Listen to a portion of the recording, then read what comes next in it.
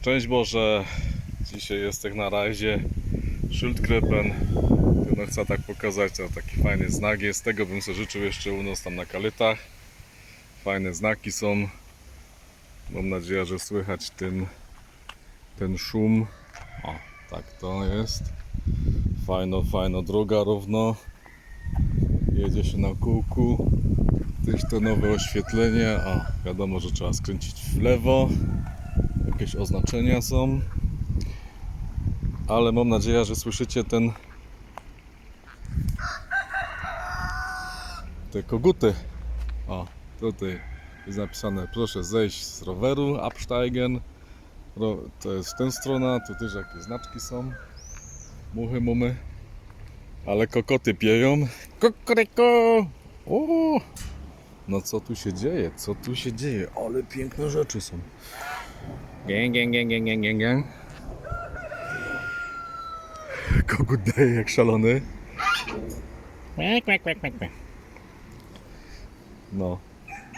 Jest kokot srogi. Pozdrowimy pana europosła Kochuta. No i rzeczka sobie tu tak opłynie, która leci na dół. Myślę, że to może być ten kal. Nie jestem pewien, ale tak to może wyglądać. Bo wzdłuż tej rzeki teraz pojada na dół. No i jest pięknie, nie? Nie za gorąco. Ale chodzi o tą kulturę jednak, czasami tutaj tak narzekam na tych Niemców, ale nie jest tak źle. No popatrzcie sobie, czy tu jest nieładnie? Jest ładnie. Spokój, zarośnięte, krzoczki jakieś. O, mały wodospadzik jest. Warto było przyjechać. O. Kukuryku! Dobra. Tam bym jechał na tę górę, ale chyba za długo to wszystko będzie trwało. A koło tego Hanenkama przelecę, ale tak żeby nie przynudzać, to zabieram się do roboty.